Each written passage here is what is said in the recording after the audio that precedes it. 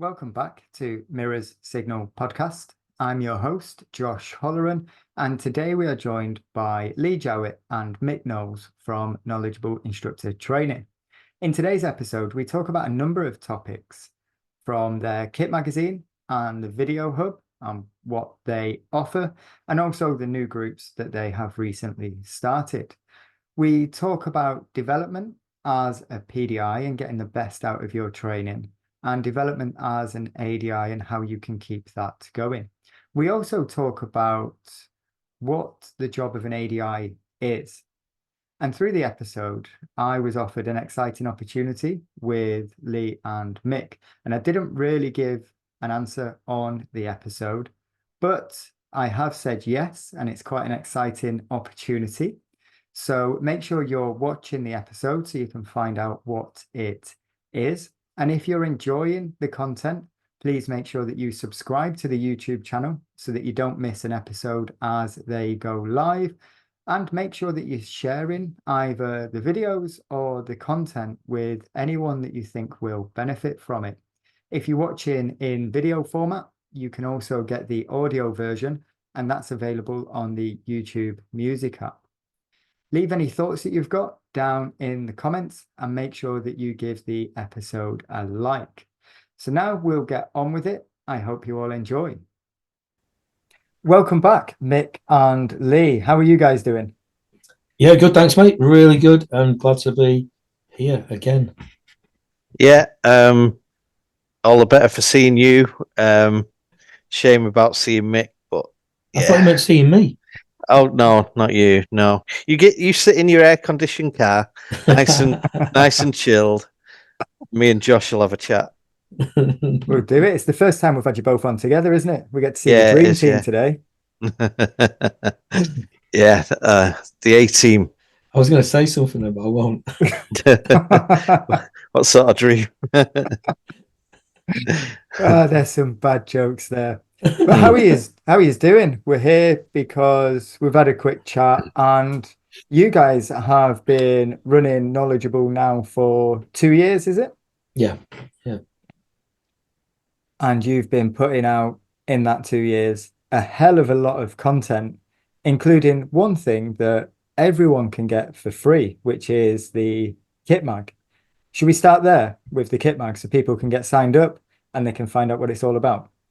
Yeah, let's start. Yeah. So what is it? Who's going, me or you? Go on, Lee, you do it. Yeah, okay. So KITMAG is a free industry-specific e-magazine. Comes out. Because we're so busy, we can only knock it out once a month, and so it's free to the industry e-magazine that comes out once a month at the end of the month, and for me, it's got some of the best trainers in the industry giving away parts of their knowledge, helping ADIs, PDIs to develop their knowledge and understanding around a holistic, what's the word I'm looking for? Smorgasbord of topics. It's diverse, Hey, what? and a smorgasbord, a selection. Yeah, coming with the words tonight, Josh. I'm gonna have to Google this. I hope someone else is as well. So yeah, that's what it's about. It's about giving something back to the industry, which was the thought when we started KITMAG. KITMAG was the first thing that we launched really after the company, and we started with me, Mick, Diane Hall, and Julia Malkin as the 4 bloggers, and in addition to that, we had Meet the Instructor. So the first ever Meet the Instructor was a good friend of mine, the person that trained me to be an instructor. So that's someone called Charles Royal. And then we had Meet the Driving School. I think it was Latix. It might have been Latix as well. It was a bit sort of personally invested in the first issue. So because Latix were the company that I had a franchise with when I started as well, and they're owned by Claire Wilmot. So yeah, just had a look back today at the first issue, a couple of the early ones, and I think it's fair to say it's developed quite a lot since then. You'd hope so. 2 years on, 24 issues now, a new layout, a new format, 8 bloggers, and more and more content, and also we're partnering with the Honest Truth campaign. We looked and looked for about 6 months to find somebody that we wanted to partner with, who wanted to partner with us, and managed to sort of partner up with the Honest Truth. So that's what it is. Nice. You said something amongst that I think could be worth discussing, especially with what we was talking about off air. And you said it's more of a holistic approach to kind of what we're doing. And when you look through it, you can certainly see that. But how important do you think that is for instructors to have those different approaches? I think in terms of pupils and the demographics of people that we will see, not only with regards to client-centered learning, because for anyone that hasn't heard enough of me, I don't think DVSA go far enough with client-centered learning, anywhere near far enough, to take what's important with regards to coaching the person and see that on a regular basis.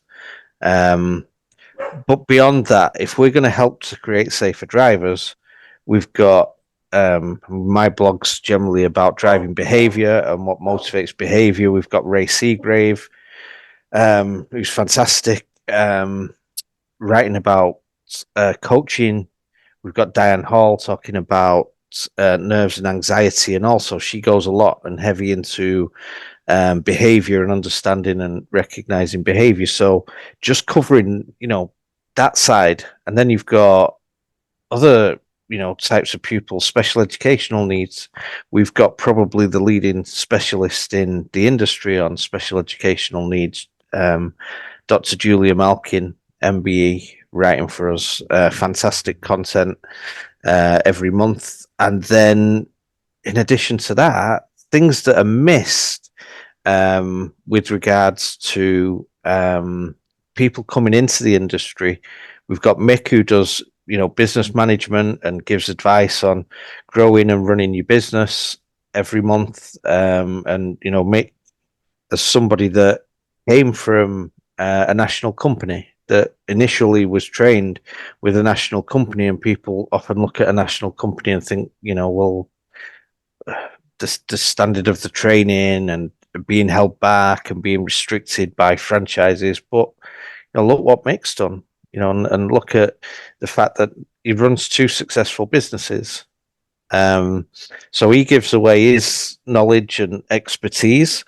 We've got San Harper, who's the UK's only, I think, registered mindfulness therapist, as well as being a driving instructor, giving away all, not all, but a lot of her knowledge with regards to, not only mindfulness, but, how people react and deal with things, and how to help people, and how to recognize, and how to be, mindful. And then in addition to all of that, we've also got the brilliant Alison Harper, our social media expert. And now Mick, it's a good job Mick isn't talking at this point, because he just goes on and on. He's just so effusive with praise about her that he just tends to grate a little bit after a while, just listening to how praisefully is of her. Oh, she's great. Yeah, brilliant. She'll love doing that. And you know, and the content. I think when I look at Alison's content every month, when I look at it, I just think, like, you know, everyone's content's great, but people would gain so much from something that's not even industry. You know, it is relevant to what we do, but it's not specific to the industry, and she's giving that away. And it's really, really useful. It's something you could take on its own. You could download 24 episodes of, or issues of KITMAG, sorry. Although she wasn't writing in the first, I think for about the first 6 months. So about 18 issues of KITMAG, and sort yourself out, you know, sort your company out. So now I do think it's important. I do think a holistic approach was what we wanted when we started, and we've grown it and grown it. We've got Terry Cook, who, like yourself, is really, really leading, you know, the charge in helping the industry to develop content. It's not only content, it's awareness. It's growing people's awareness of what's out there. And people coming into the industry now are so fortunate, at least in my opinion, to have, you know, the wealth of content, podcasts, KITMAG, you know, the likes of Chris Benstead, Terry Cook, Bob Morton, all of these fantastic people that are, you know, that are producing content and resources for the industry that, yeah, just wow. That's a very interesting list with some very big names within our industry that, like you said, are giving content away that people maybe have missed. The bits that I've always looked to read are the ones about the business. And I do think that can get, I had to find it out myself, really. I went independent from day one, so I can't necessarily blame my training for it because I don't know what after support I would have got after a part 3. But going on my own from day one, I'm almost having to figure out how to create a Google business listing, how to set up social media, how to actually run a business. I mean, I'm 3 years in now and I'm still trying to figure it out as I go. But being able to look and see the tips for either the business side of it and especially the social media, and then all the other angles that you've got, the mindfulness, the additional needs, the managing your nerves, understanding how and why people learn and the behavior. It's fascinating. We've got more coming. You've got more coming? We've got more coming. Yeah, we're not finished there. So we've got disability driving instructors starting.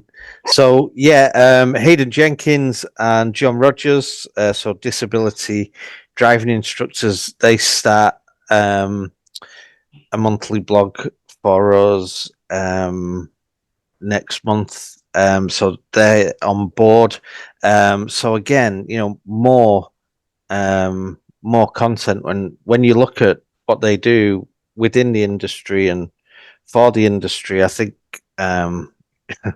if we can give them a platform, they give us some content, and if we can give them a platform to sort of grow the recognition of you know, what a kind of great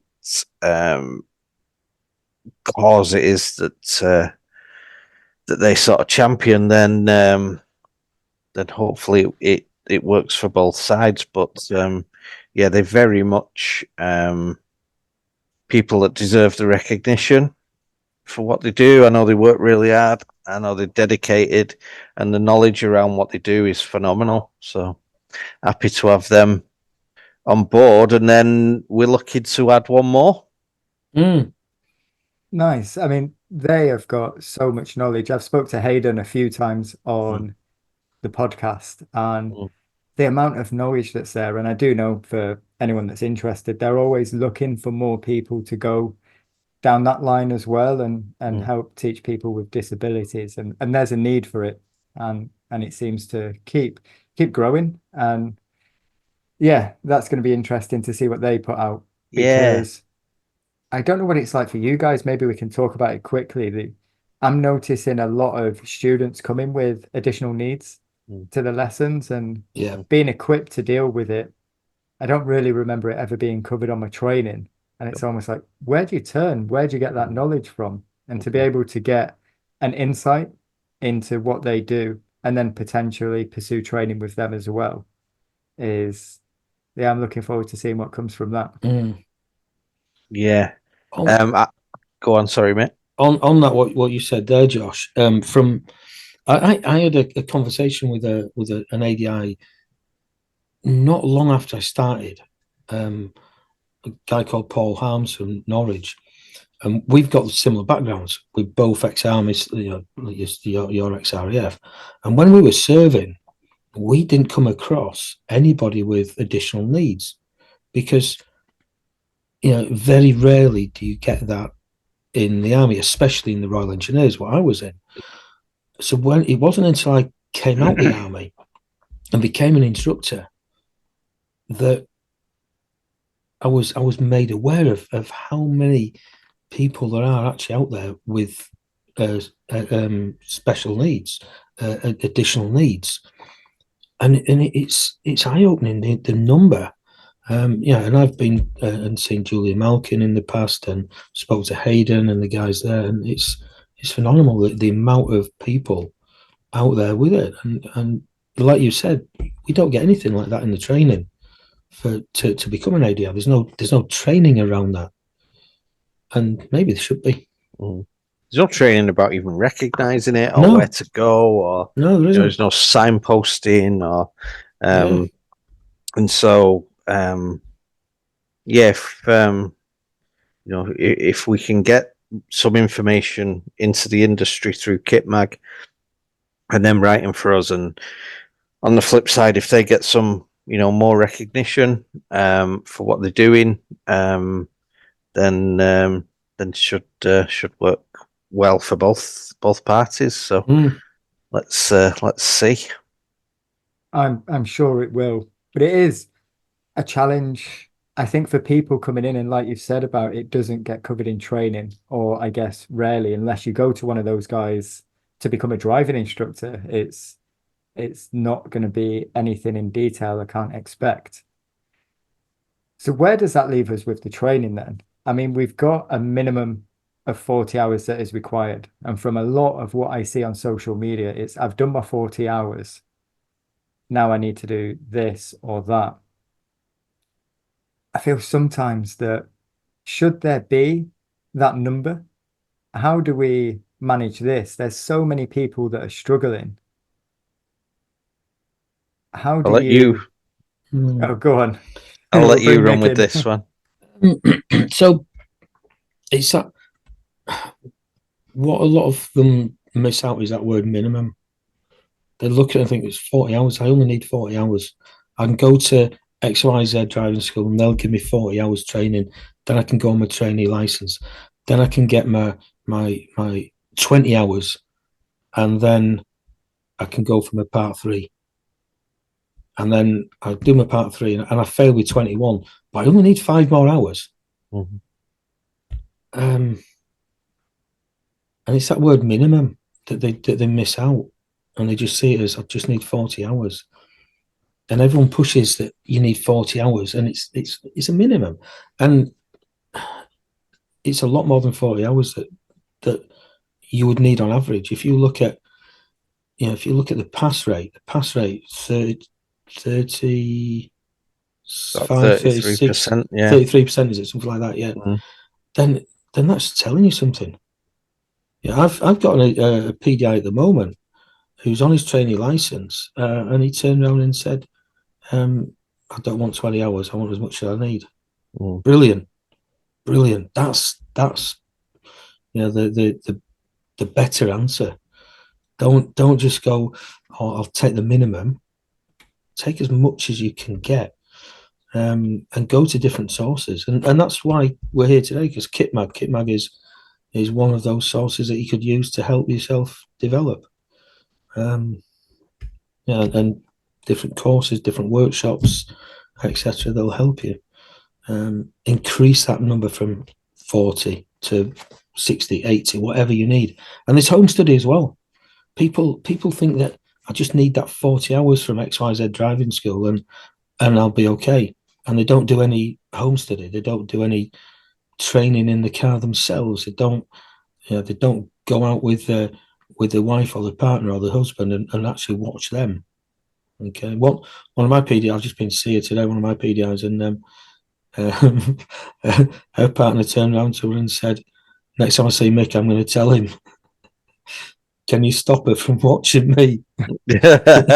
She's on a training license, and she was telling me that they went to Lincoln at the weekend, and he told her unceremoniously, shall we say, to stop watching him. Because yes, but that's her developing herself while she's not in the car. She even went for the jewels.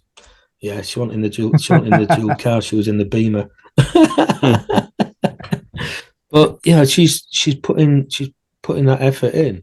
She even told me that she needs a new book because she's filled it with her reflective logs, and it's not a thin book; it's a thick, hardbacked notebook, A4 size, and she's filled it with reflective logs. So if you add all that up, that increases that 20 hours. But then you see it on Facebook where PDIs are saying, do I need to take reflective logs with me? I haven't got any. And it's things like that, where they can just do that self-help. Read KITMAG, get on our video hub, listen to your podcast, listen to Terry's podcast, things like that. That's going to help them develop as well. But a lot don't do it. They think it's 20 hours or 40 hours, and then 20 on the pink, and that's all they need. So you've mentioned the video hub there. Oh, did I let that one slip out? Sorry. Let's talk about that. Now you've accidentally mentioned that. Why don't we talk about the video hub? Because you're absolutely right there. And it was a big difference for me between my first part 3 and my second one was that reflection. And you almost have to be on it constantly, even if you're not delivering a lesson, but being able to get information, like you say, from different sources, different people. There's so much content out there. But what is the video hub? It's something I've been trying to do for probably about a year, trying to get out, and we launched it in, I think it was November 23, and it's a series of just short videos, ranging from a couple of minutes up to 20 minutes, half hour, on various different subjects. We're adding to it all the time. I think at the moment we've got just over 10 hours worth of videos on there, maybe more than that. We've got loads more ideas of videos that we can make just to help people develop. And this is both looking at general lessons, part 3, standards check, business, again, holistic. And it's a subscription, so it's a monthly subscription that they pay. And the reason we wanted it monthly subscription is so that it keeps us accountable. So that it's not like YouTube where we post something on YouTube and we forget about it, and 4 years later it's still there and people are still watching it and it's out of date. We've already re-recorded some of them because they were slightly out of date or something had changed or whatever, so we re-recorded it to keep on top of it, to keep it up to date and factually correct. So yeah, that's the video hub, and it's not. People keep asking me, "Oh, has it got videos of lessons on there?" No, it's not got full video. A full hour lesson of videos. Sorry, a full hour lesson in video format, because me teaching one person is different to me teaching somebody else. But what it's got is short videos that you will get information from, get ideas from, learn from, and you'll be able to implement that in your daily lessons. I think we've discussed this on a previous episode, Mick, about little things like that. It's not so much, this is how Mick delivers a driving lesson, so I'm going to copy him, and that's how I now deliver my driving lesson. But it's picking something like, I think we spoke about the scaling model that you guys use, and then pick that, build on that to work for you, and then pick something else and develop that. Don't try and replicate what you guys do after years and years of practice and training and courses that you've done.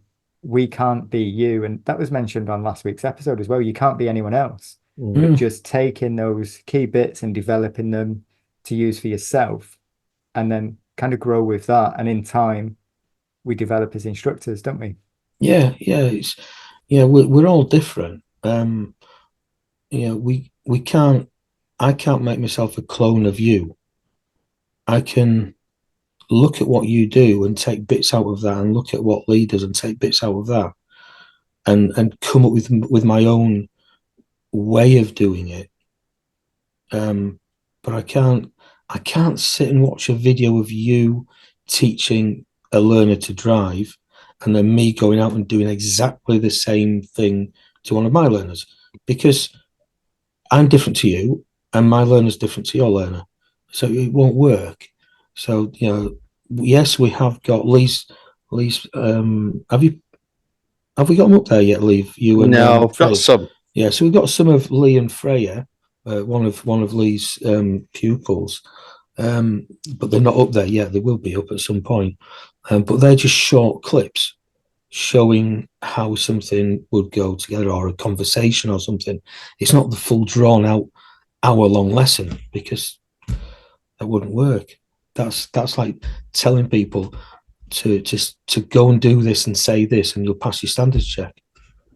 It doesn't work like that. No, there's no magic formula. Go ahead. Well, the issue is that whatever it is as a trainer that you're doing, you should be trying to develop people's skill set. It's the skills that are important. If I put a video on of this an hour long of a lesson, does it really help someone to identify the skills that I've used? Whereas if you break it down into a little 5-minute section and go, this is the skill that I used here, this is how I identified it, this is how I recognized it, this is what I did about it, this is what I used, look at the technique, look at the questioning, look at where the answers came from, look where the next question went, etc., then people can take something away from it. But if all you do is put a 1-hour video of a lesson, people aren't going to get anything out of it other than trying to mimic what they've seen, and they'll miss the key bits anyway, because they won't pick up on the fact that actually that conversation went the way it went because of the way they structured the next question and why. I think that's interesting what you said there about the skills and how we can develop them.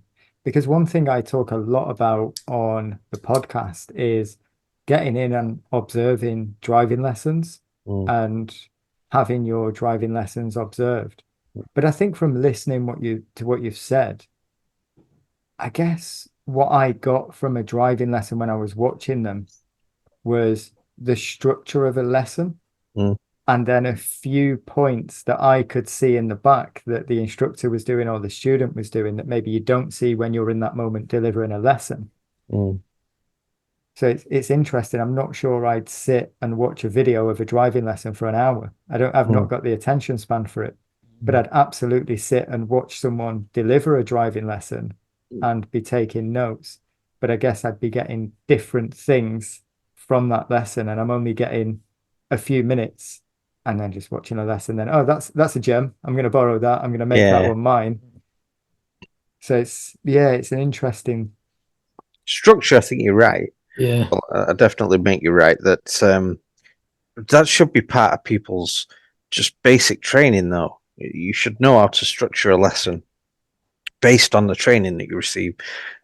Training, although you need topic knowledge and levels of instruction, you need it.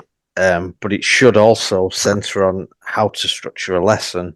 But I do agree with what you say there about, observing a lesson and seeing how somebody, if they structure a lesson well, you should see a structure within it, and you should be able to identify that. And again, that's developing someone's skill set. So, and it's it's an essential tool. How's somebody going to develop in a poorly structured driving lesson? Well, not so much as they would in a very well structured driving lesson. So, yeah. I always get my PDIs to go and sit in on lessons. Not my lessons. I don't have many learners, but I'll put them in contact with one of my other ADIs close to them, and they'll go and sit in on as many lessons as they can or one. And they always come away from that with massive amounts of learning. I've actually had somebody today who's not even started. She's sent off for a DBS, but that's it. Not even 100% certain whether she's going to come into the industry. Wants to do, but she messaged me and said, "Can I come and sit in on some of your lessons?" In fact, it was yesterday. Can I come in and sit in on some of your lessons to see if it's something I really want? Yeah, of course you can.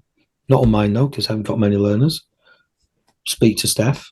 So I've put her in touch with Steph today, my instructor or one of my instructors, and they're chatting on WhatsApp at the moment about getting together and sitting on one of her lessons, and that's even before she's had any training. How great is that? She's invested no money yet, minimal time, and she's watching lessons to figure out if this is for her, because it doesn't come up a lot, but it does come up that people get to the part 3 stage, they're in a contract for however many years, unless they fail 3 part 3s, whatever the contract's written, however it is. But though I don't want to be a driving instructor anymore. And you could be £3,000-4,000 down, and you decide you don't want to do it. This should never be the case. It's absolutely tragic that that companies are allowed to do, but I suppose what is there to stop a company doing and forming a business model that works for them? But it's not good.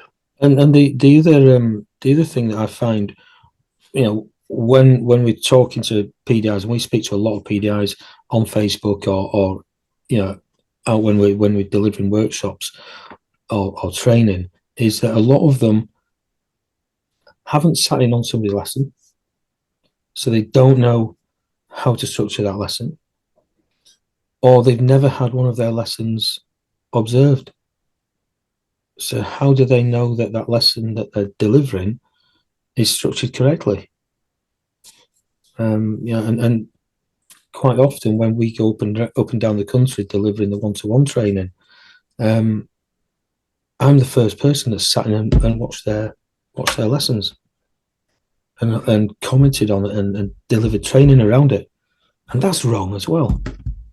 And if you think about that, we've just mentioned the minimum 40 hours. If you go and sit in on a local ADI's lessons and observe their lessons, then that's extra training for you. If you get that ADI or another ADI or your trainer or somebody to come in and sit in on your lessons, that's extra training for you as well. Don't look at it as part of the 40 hours. Look at it as extra training. Do the 40 hours, do the minimum 40, and do that on top of it. It is such a challenge because there's only 10 hours that need to be done in car as well of the 40 hours. And I mean, we're not going to slate it too much. But I think what I'd like to do, because generally people that are watching this are either wanting to develop or they're wanting to pass a part 3. But it can almost be a struggle, because when we look at what needs to be signed off as your training to become a driving instructor on the ADI 21T, there's just a handful of boxes that need ticking off, and there's nothing about how many lessons have you watched, how many have you had observed, have you studied about why people learn, have you spent any time even just talking about coaching. So it's almost like we're just ticking off these boxes, and as a trainee, this is all we know until you start reaching out to other people. So what other things should people be looking at outside of what's on their marking guide or their sign-off hours? Where's going to be the best time to spend their time, because they've got a limited amount of time? So, with regards to people coming into the industry, first of all, I think people coming into the industry now are very fortunate with what's out there, and what's readily out there, in terms of your podcast, Terry's podcast, KITMAG, resources, and just general awareness of who is out there and what training is there, far more so. I qualified, I attached myself to Claire Wilmot. I was lucky, she lives near me. I took a franchise with the school, and it was Claire that pointed me in the right direction of people to go and see, because, well, simply put, there wasn't all of these resources sort of back then. But what I am noticing more and more within the industry is a higher and higher percentage of PDIs who, for want of a better way of saying it, have got the right approach. They're looking for what's out there. They're actively seeking it. We get so many, probably overall, maybe a 60-40 split in terms of people that come on our workshops. And probably about 60% of them are PDIs. So they are, to be fair to them, there's a high percentage, I feel, that are looking to be, the best that they can. They're not just looking at 40 hours and the minimum. But I feel that in terms of your basic training, let's call it basic training, the fundamentals that you need, it takes a long time for those things to bed in. You need time. I actually think what's necessary is an overhaul of the training process, in terms of 40 hours in 6 months and 20 hours in 3 months. And people need time to develop. Where are you giving people time to develop? And then you've got this utter nonsense where, let's say somebody gets through a part 3 and they're a newly qualified ADI. Where's their time to develop when DVSA are now going to take a look at the statistics from when, or from what pupils they took to test as a PDI? Where are they supposed to develop? At what point are they supposed to develop and improve? People need time. Learning takes time. And that, for me, is the biggest thing. Is, if you're coming into the industry, I say it a lot, or at least I feel like I do. Doesn't mean people have heard it before. But you need to give yourself time to develop. You need to give yourself time so that things go from being things that you have to think about consciously, things that you realize you should have done, to things that now you're starting to do, to be then becoming things that you just do without even having to think about. And that takes time, especially when you talk about multiple things at the same time. So people need time to develop. They need to give themselves some time to develop. And whilst within that time, we really need to put our focus in particular places, spend time during lessons focusing on one thing at a time and trying to develop it. But you can't do that for a 2-hour lesson. So put some time aside within the lesson. For the next 20 minutes, I'm going to look at developing this particular thing. Or for the next 10 minutes, I'm going to perform this lesson as if I was on my part 3. And then breathe and relax and enjoy the rest of the lesson. And then reflect on it at the end and put a reflective log together. And then work on it from there. I don't know, there's all kinds of things that I feel people need, but time would be if I was to pick one thing, people need time coming into the industry. It is difficult, isn't it? When you, go on then, Mick. Have we got anything to add? We just caught him off guard there. No, I was just clicking on mute after my coughing session. Yeah, don't make me cough again. Yeah, they need that time, like Lee said, to develop.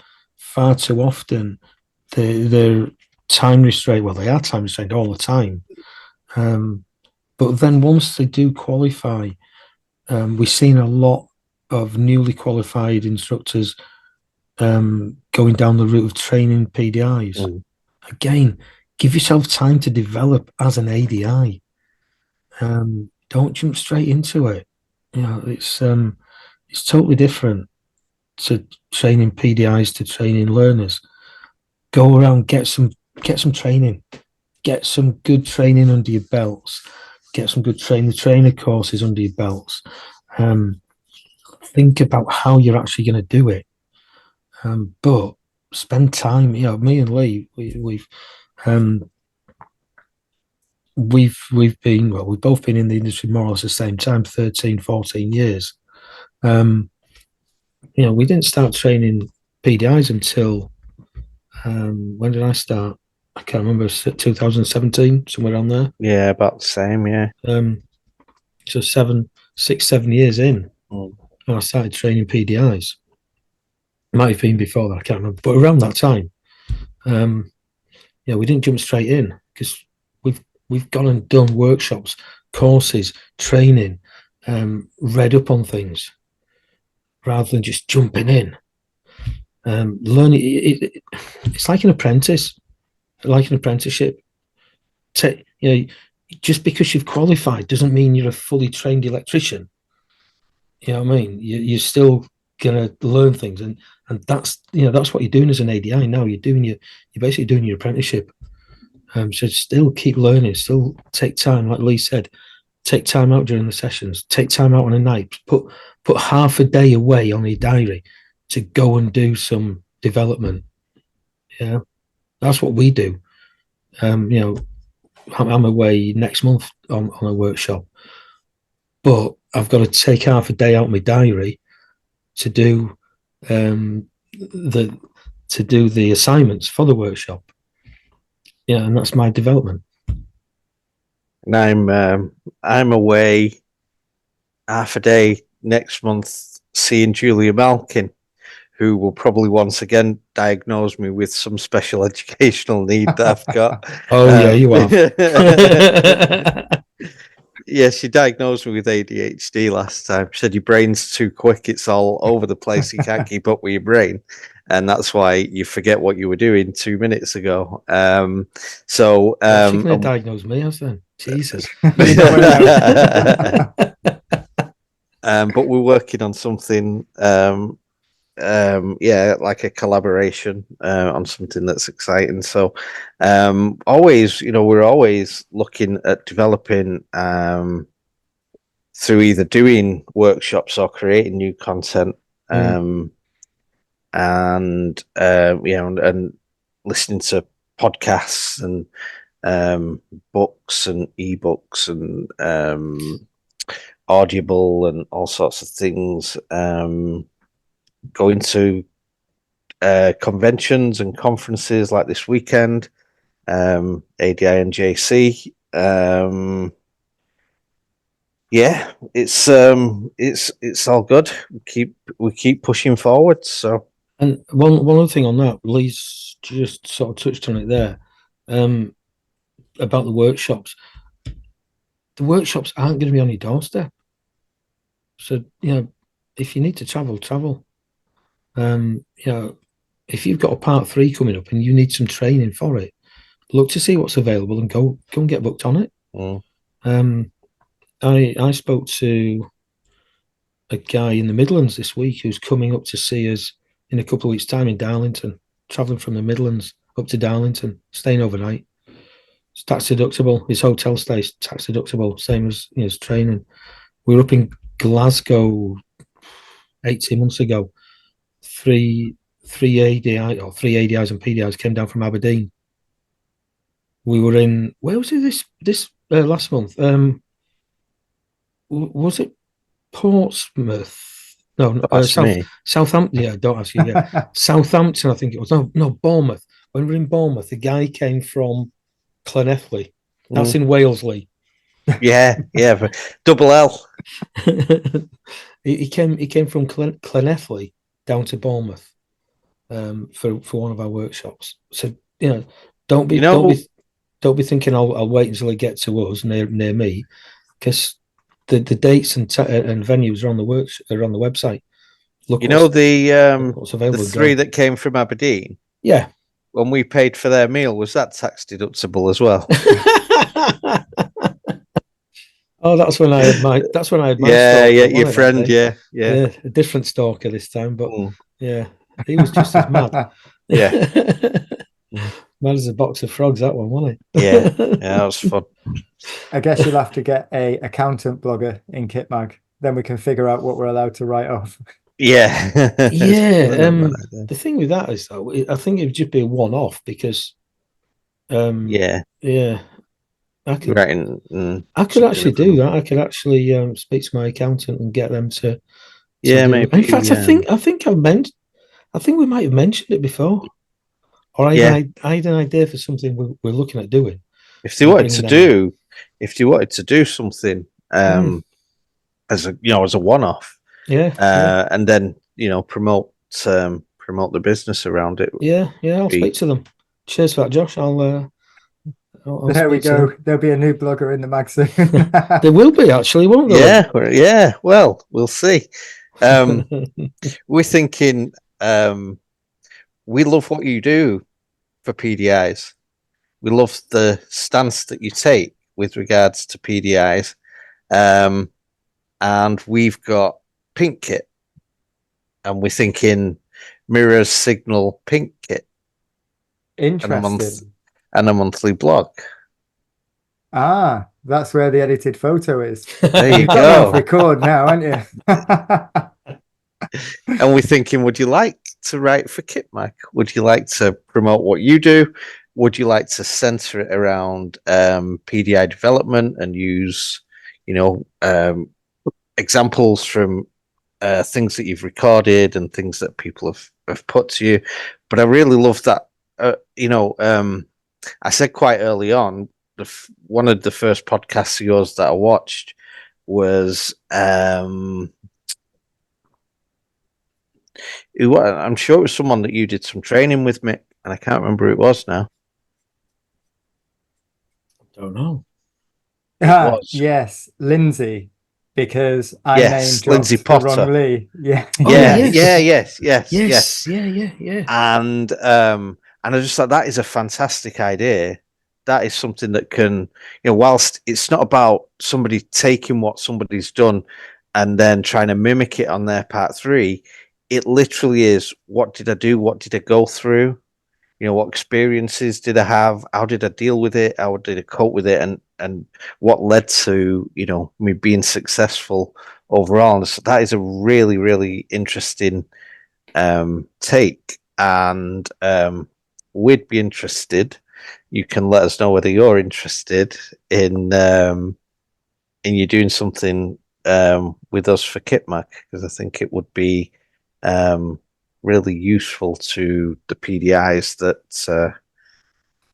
probably are the highest volume of subscribers that we've got. I think that could be interesting, and that was way back when I started the first episode. I mean, I've briefly mentioned it to a lot of people. I don't know whether I ever said it on record, so here we go. But I did feel there were so many questions coming up on social media, and it's almost like, why have people not been told this? Why have they not been given the information? Why are so many people struggling? And I didn't know anyone. I knew episode 1, Rick. Sorry, Mick, he wasn't episode 1. Yeah, you made it on the second episode. But he was one of maybe 2 or 3 driving instructors that I knew. And it's like, what can I do? And just talking about people's training, I felt being able to put that on to YouTube would help people make an informed decision, because it's almost when people find us, it's a little bit too late. They're already signed up to a contract, they've had training, and they're looking for something else. And it's almost like if people could get that information before signing anything, and then if a big school is for them, great, go and find the best school that's going to fit for you. If a local trainer is going to work better for them, go do that. But let's have some stories from people that have gone independent, that have gone with a big school, that have gone with a local school, and talk about their journey. And then you can sit, you can listen, you can watch, and you can go make your decision. And it's a little bit like what you said, Mick, earlier, that you've got a lady, I think it was, that's going sitting on a driving lesson at the DBS stage. That's a massive insight to the job. I've had 3 people sit in the back of my car that have not started the process, they've not paid for a driving test, and they've decided that actually sitting in a car all day and trying to control someone in the car is not for them. And imagine you get to the part 3 stage, and you're in a contract, and you're like, do you know what? Going self-employed, just being self-employed is a big jump. And then becoming a teacher, that's another big jump. Huge. And then trying to combine them, they're massive life choices. You'd probably want an insight into that before signing a 2-year contract. Yeah, totally agree. A lot of people, I feel, come into the industry for the wrong reasons. In that, I've drove for a living, so the next logical step, since I don't want to work from, or work all over the country and be away all week, is to teach people to drive. But actually, really, it's what you just said, is that you've got to learn to teach. You've got to want to teach. You've got to understand that this is a teaching role. And then if you've never been self-employed, you need to know how to run a business. You need to know how your tax is going to work. You need to be good at managing money, and all sorts of other things on top of it. And probably for the first 2 years, or at least part of the first 2 years, you're possibly going to feel like you don't know what you're doing. And that's in all aspects. That's not just delivering a driving lesson. That's, like you said, managing the money, managing your car, managing your diary, figuring out an accountant, figuring out social media. Do I need to build a website? Do I not need a website? How do I get listed on Google? Imposter syndrome. Yeah, and the list just continues to go on, doesn't it? When I first came into this industry, or before I came in, I've driven all over the world, different vehicles, different roads, weather conditions, etc., etc. But I had a background in teaching in the military, still teaching virtually every day, different things. And the reason I came in was because, similar to what Lee said about people coming for the wrong reasons, I didn't want to go away anymore. I was getting out of the army. I had an option of going and working abroad on the circuit, on the close protection circuit, and I'd been offered stuff on there for a lot of money, really decent money. Turned it down because I didn't want to go away. I wanted something that I was my own boss. I didn't want to go and work for somebody. I didn't want to start down at the bottom, because at the time in the army I was up here, but I didn't want to come into a new job and start up here. So I thought, sod that. I don't want a job like that. I want to work for myself. And I didn't have a clue what I wanted to do. 4 years before I got out, people always ask me this, how did I get into it? So 4 years before I got out, I was driving into Hull with the missus, and I passed an AA car on the A63. And I just said, I want to do that. A bit like, oh God, what's it called? The guy in the wheelchair. Want that one? Want that one? Want that one? Yeah. Want that one? I'll do that. Yeah, and right. And she turned around and went, how are we going to do that? I said, I don't know, but I'll find out. And that's what I do. And I've always done that. I've always like gone, right, I'm going to do that. Don't know how to do it, but I'll work it out. And shortly after that, I think it's about a year, maybe after that, something like that. I went to Afghan, did a lot of study when I was in Afghan around it, came back, signed up with a national company, did my training, got through. But even though I was with that national company, I was still self-employed. I still had to get my own Facebook page. I didn't have a clue about Facebook. I'd got Facebook, and because I used to use it in Afghan, that's how I chatted to the missus every day, and the kids, on Messenger. But I didn't really know how to use it. Didn't know how to set up a page up. Didn't know about websites. Didn't know about tax. But I went on a morning's course to find out about tax. Jeez, it's straight over my head. Where's that accountant? Just go on accounting. I come and sort this out. And I just did things like that. I went networking, and I found people that could help me. Accountants, marketeers, website designers, things like that. And I did all that, whereas most people aren't getting that. But as I said, I'm one of these that sort of comes up with an idea, and I'll run with it, and I'll go, right, how the hell am I going to do it? And that's what I've always done. But yeah, it's there is a lot of people that come into the industry on a whim. Sort of, I need to do something. I like Lee said, I like driving. I'll do that, but they've got no teaching background, and then it's a massive learning curve for that teaching to improve, or to get the skills to do it, and then to improve it further. It's certainly a challenge, and I think I was fortunate. I came from a teaching background within the RAF, so I spent 8 years teaching a variety of different subjects, and very similar. I saw a driving instructor, saw some ads, and I'm like, wait a minute. As you probably know, Mick, if you're teaching in the military and you're running ranges and everything else, there's so many different publications and every weapon, every ammunition, every range that you're on, every vehicle, first aid. There's just stacks and stacks. And my thought was, where's a driving instructor? I've just got to learn the highway code. Yeah. That's tiny. Yeah, you've only got to bang one out a week there, haven't you? Yeah, exactly. And we can get through them rules. And I mean, don't get me wrong, there are a lot more publications. I'm just going to let that one slide, Mick. I was on a roll. And there are a lot more publications, but I came to it knowing that it was a teaching role and a developing role. Yeah. And I was fully prepared. Well, I was fully prepared for it, although I wasn't fully ready for my first part 3.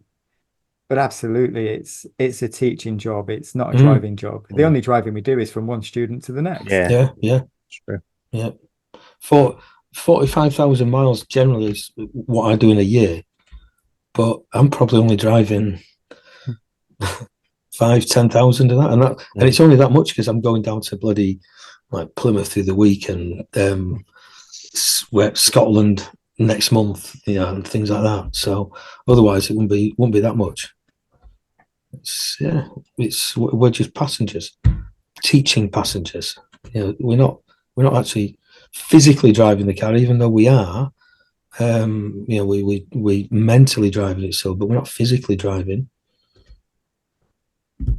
And it's an interesting challenge. Learning to be a teacher in itself is, well, it's got to be hard. You've got to go to university for however many years before you're allowed to teach 8-year-olds. And we're expected to be able to teach someone a subject in a vehicle that can kill people. Yeah, at potentially 70 miles an hour. Yeah. Not only that, our role with regards to what's in DVSA's publications, although they don't always join up, but with regards to the syllabus, is to help people to understand how their emotional responses and that of those of their passengers can contribute to the cause of collisions. For anyone who's familiar with the GDE matrix and the research that went into that, then our role is almost, without being a qualified psychologist, that our role needs an element of psychology to help people understand themselves. And I'm not just talking about, oh, my pupils tell me all sorts. Yeah, that's absolutely fine. But I'm talking about helping them to understand what motivates behavior and what's going to motivate them when they've passed the test, because nobody else has done that with them. Typically, nobody else has done that in education with them. They're just told to behave in a certain way, and the expectation is that they fall in line, and that's not what works ultimately for an adult. And so we're teaching a different brain to those that are teaching an 8-year-old. We're teaching it in a moving classroom, and we're teaching them to control something that can kill them, with the expectation that we're not just teaching them how to control a vehicle and how to navigate through traffic, but how to actually understand their own behavior and modify it and moderate it, so that they don't end up killing themselves, or worse, somebody else. 40 hours and an additional 20. And then 5. And then 5 if they don't pass. And 5 again if they don't pass. So, yeah, it's a hell of a challenge.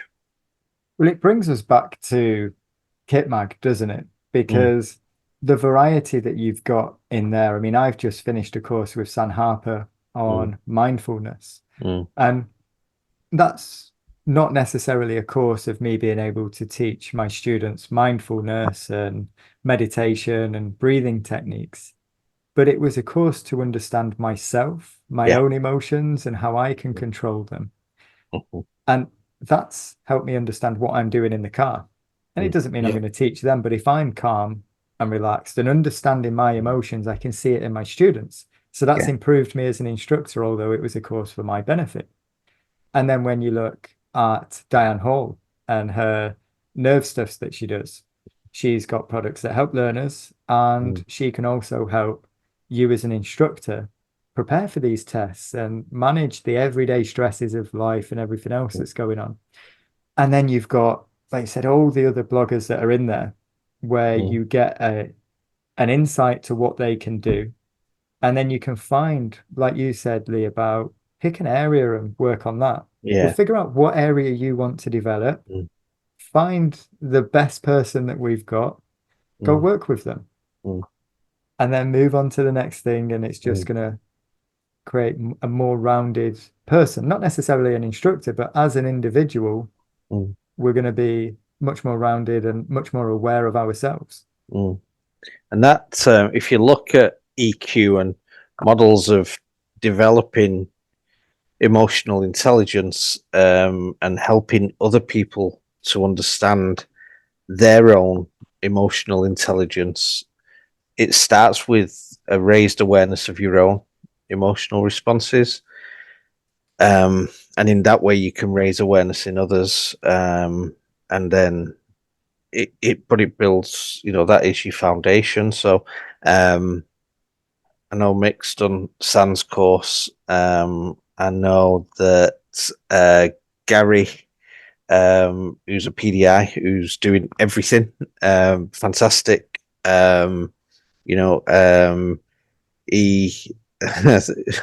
was he on your podcast, or somebody? Was he on your podcast a few weeks ago? It's not been on mine. No, I do name dropping somewhere. He commented, about Melissa's episode name dropping. Yeah, that's right. Yeah. She didn't name drop you guys on record. She did when we finished recording. Yeah, that's fine. But yeah, he was talking about her name dropping, and but he name drops. But it was just fantastic. His attitude towards coming into the industry it's refreshing, and I'm seeing more and more people doing the same thing, and developing, and again kind of brings us back to KITMAG and the reason why we wanted to start it. And we were quite fortunate at the time to to have people like Diane Hall, who was willing and more than happy to contribute, and Julia Malkin, Dr. Julia Malkin, and then Alison, and then Alison jumping on board, and then Sam, readily jumping on board, and Ray Seagrave jumping on board, and Terry Cook, etc., etc. So we've been, really fortunate, but I'd like to think, I would hope that it's the subscribers really that are, fortunate that these people have just gone, yeah, I'd like to, I'd love to do that. Yeah, when do you want it? When do you need it? Etc., etc. So it's been a good success. And Lee just mentioned subscribers. We've got just under 2,400 subscribers, I think it is at the moment, for KITMAG, which is brilliant. It's it's far more than what we expected to go. And we've sort of we haven't set a goal this time actually, but we've always set goals and we've always reached the goal before the point where we said, but we haven't this time. We've got we've smashed 2,000 out by November, I think it was. And we've just steadily been growing. So just short of 2,400 is brilliant. It's 1 in 20 driving instructors in the country. Yeah. So. And that's what we want to do. We want to help people, and KITMAG does that. KITMAG gives them free CPD. Lee mentioned pink kit before. We've got the two groups, pink kit and green kit, ADIs and PDIs, which the pink one is obviously for PDIs. So if you're a PDI and you want to join it, drop either me or Lee a message on Facebook. If you're a newly qualified ADI and you want to join it, again, drop us a message. These groups are safe. We've actually removed the anonymous posting on both groups.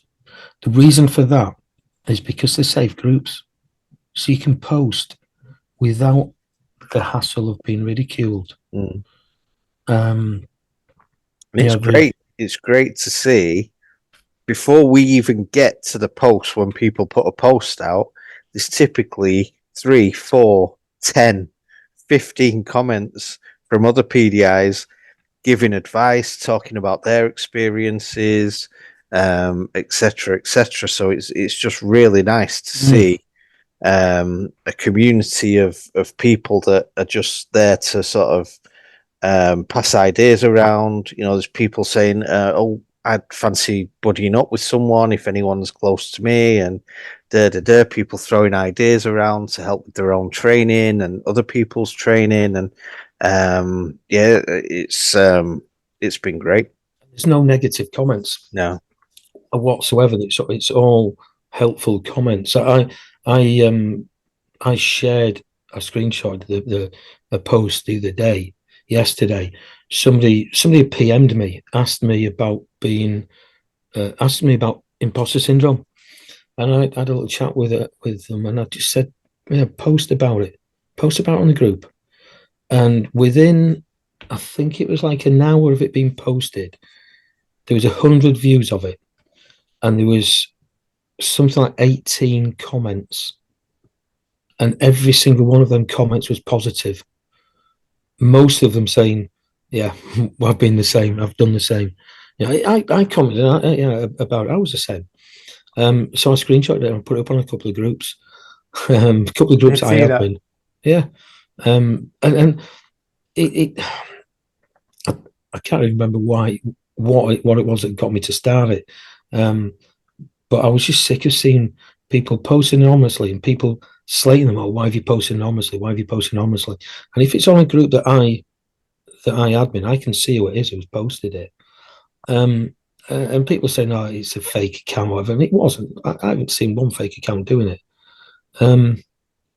But I thought, there's a reason why they're doing this, and there's a reason why there's 14,000 ADIs and PDIs on one group, but there's only like 100 people ever comment. There's a reason for that. So I decided to start a group, and then I decided, no, I didn't want one. I wanted 2 groups to keep them separate, double the work. And then I told Lee, and Lee went, oh, more work. But it hasn't been. It's great. And we've got obviously us 2 are admins on both of them, and we've now got 3 fairly new, because Josh is now going to be a moderator on the pink group. We discussed this at the start before we came on air. So I don't think he agreed to it, but he was been railroaded. RAF, mate. The army, RAF. You know, this is all being cut out, right? So yeah, we've got 3 fairly newly qualified ADIs on there who will help us. If there's any negative comments, and I've already told them, if there is, just get rid. Don't keep them on there. Get rid of them, because we don't want them on there.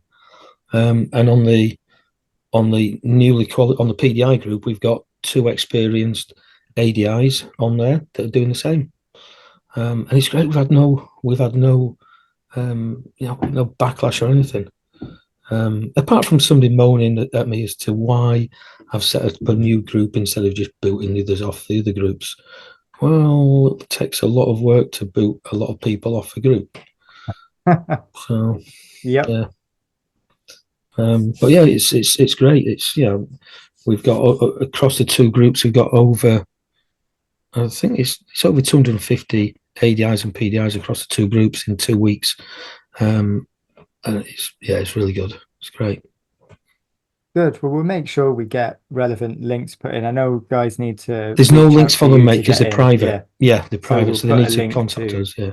To your knowledgeable Facebook page, I assume. Oh yeah, Alison will love that. Yeah, let's get everyone messaging there, or just everyone message Mick so he can have some more work adding people messing around on Facebook. Just send it to Lee. Lee does nothing.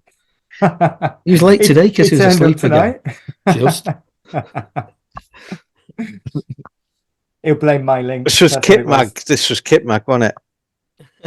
This is KITMAG, yeah. Everything now. Yeah, but yeah, I don't know who does KITMAG. I don't know who does that. Don't know whose idea that was.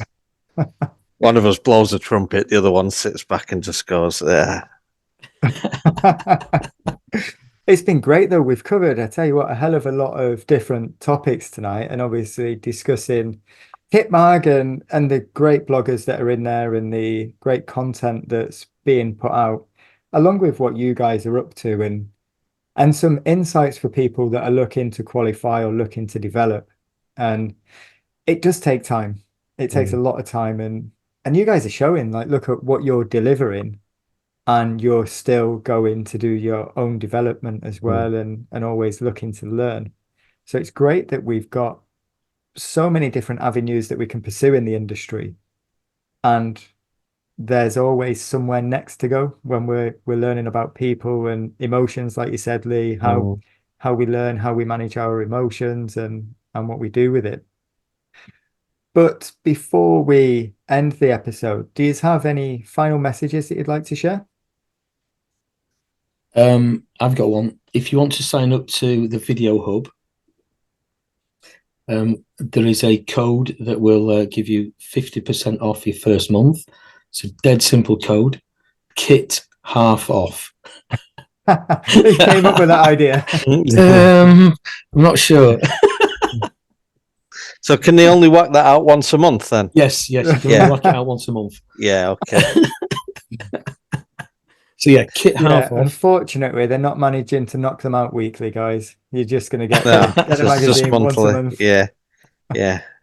And it's a high quality magazine as well that we're talking. So I think my final message from me would just be a thank you to everyone that's contributed to KITMAG in the 2 years. So everyone that's sort of featured in Meet the Instructor, everyone who's supported it, the likes of Alan Baker at New Driver Program, Tom and Ross at Total Drive, The Honest Truth campaign, who now partner us, and then all of the bloggers. So obviously myself and Mick, we don't need to thank ourselves, but Diane Hall, Julia Malkin, Ray Seagrave, Alison Harper, San Harper, Terry Cook,